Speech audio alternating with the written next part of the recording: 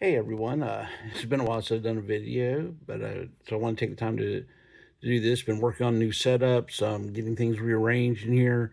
Um, I talked about it on the last live stream about some things, so I'm kind of working on a few things. But as I'm doing this, I came across the Steeler and Short Fuse 2 pack from the JoJo Classified lines, and so I picked that up. Like a lot of folks, I'm trying to collect the 13 original Joes in the classified form, and so of course wanted to get these two, mainly because we have the original 13, but Steeler, Short Fuse, and Rock and Roll were my original three Joes. As a kid, when I was growing up in the in the late '70s and early '80s, Star Wars was the thing.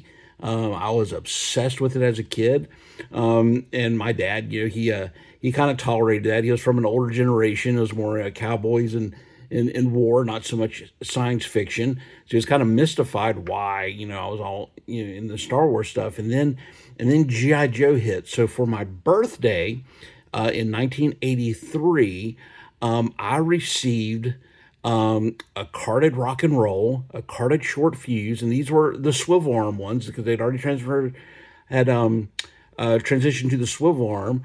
And I got a Mobat with Steeler, and I got the twin whirlwind gun that mattered. So and I tell you that really changed my world. I was still obsessed with Star Wars, but then I became obsessed with GI Joe. And then Christmas, I got more GI Joe stuff from that '83 year from my parents, and then family members.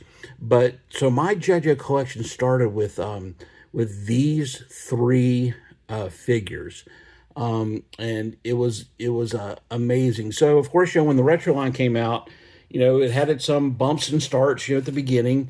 Remember Wave One with the Nerf guns, and this reinterpretation. A lot of people pushed back, and then eventually they wound up starting to do this retro card series where they're trying to give us the figures that were kind of as close as possible to those original 3 3/4 inch figures. And a lot of people have had some opinions on that, hit or miss, because those that push, are not pleased with the some of the changes they've made to the looks and the equipment. But and some people wish they'd have modernized them more or less. But to me, this is the thing: is that the with classifieds, and Hasbro has really an identity crisis when it comes to the GI Joe line, and a lot of that, unfortunately, is the collector base too.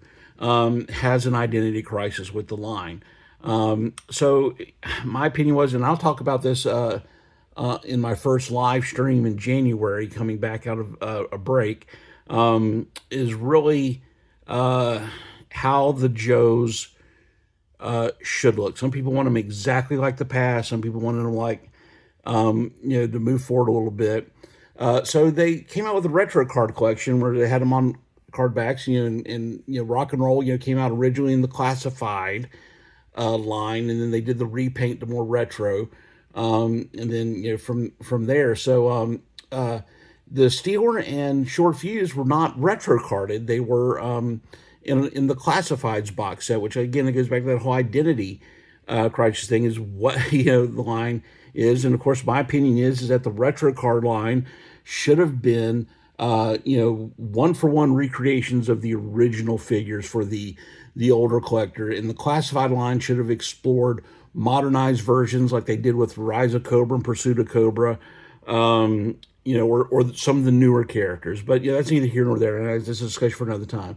But I wanted to talk about these three. And what I like is Hasbro really did a good job of, remember, these original figures were all made that had like 2 to 3 different body styles. They mixed and matched the molds and the heads. There's like 3 heads they swapped out between them, all. But I think they really did a good job of capturing the uniformity of that first line with the basic greens and the basic color scheme and uniform. Looks like you see, Short Fuse and Steel are basically kind of wearing the same style uniform, with short, rock and roll, just different sleeves and stuff like that. But they did the colorations. They kind of tried to break it up a little bit to give them a little sense of individuality. Overall, I think the bodies have improved from previous. I don't see a lot of loose pieces. We went through a run a little bit where the arms used to like to pop off at the mid cut. So overall, I think they did a good job with these. Where it kind of lacks, though, is again Hasbro has a problem. Is the devil's in the details of certain things they do. So they try to do certain things I appreciate. Like Steeler here. He originally came with the Uzi, and so they included board there.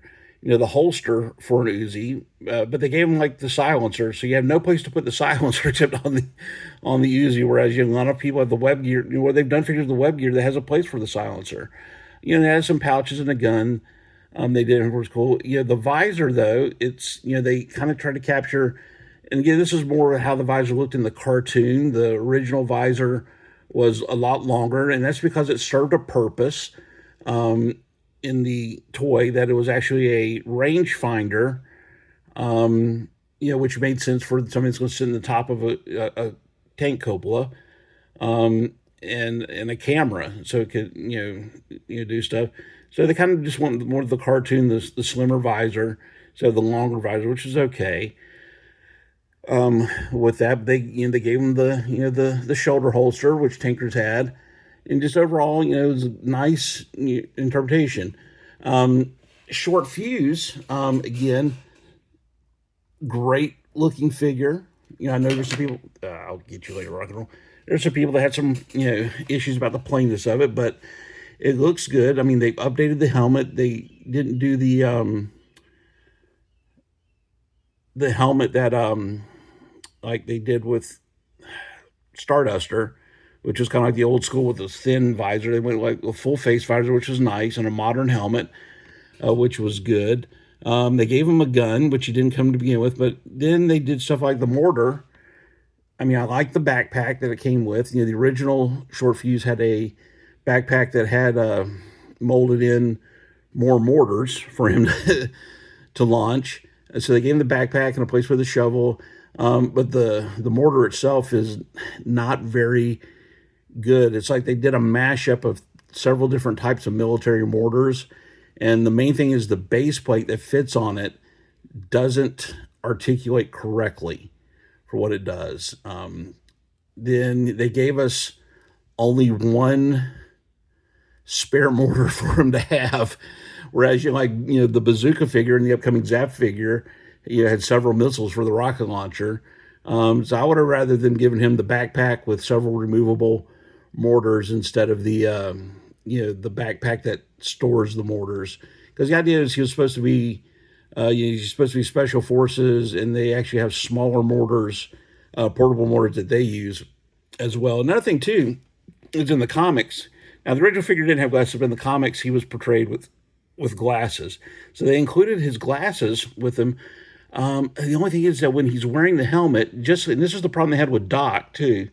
You can't get the glasses on the figure, and then trying to put the glasses on first and keep them in place while trying to put the helmet on, it just doesn't work. May have to sit there and take a hot needle or something and kind of put a little channel on the sides of the head for that to get the glasses to fit. So otherwise, you got these glasses that hang. You put the helmet on, then you got your glasses you could lose somewhere, and it's just a mess with that. And then of course you have Rock and Roll. His thing is I love him. He looks great. The modern helmet, the web gear. For the retro figure, I like the old Vietnam era M60, which is what this is.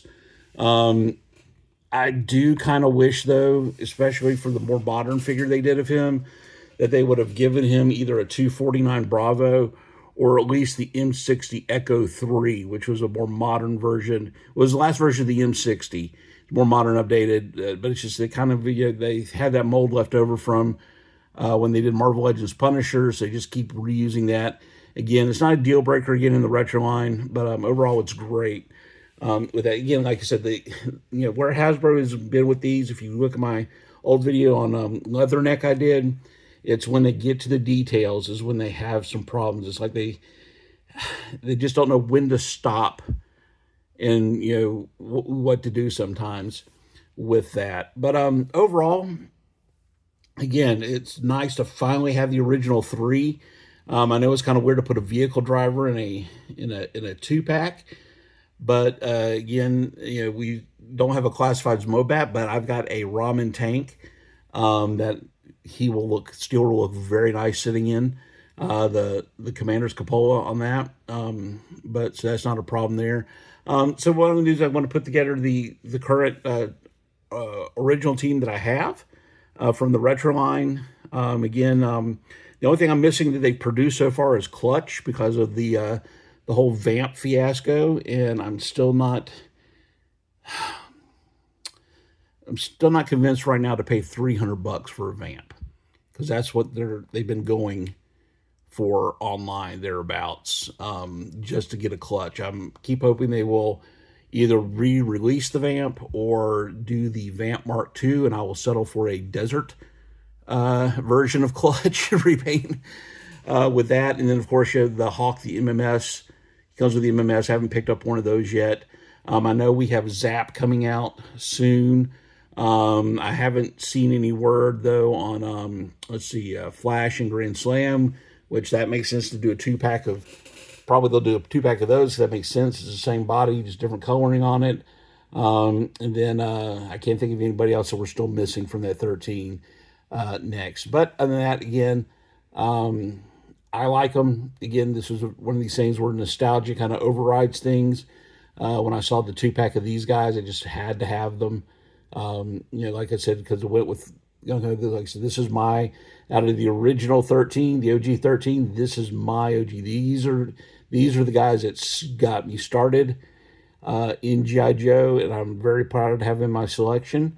So yeah, let me know what you think down in the comments. What was your first Joes? Are you collecting the original 13? What are your thoughts and takes on these? And just let me know, and we'll look for a little bit more content as we get into next year, and then we're gonna start January off. We'll go back to doing some monthly live stream, and I look forward to seeing you all there.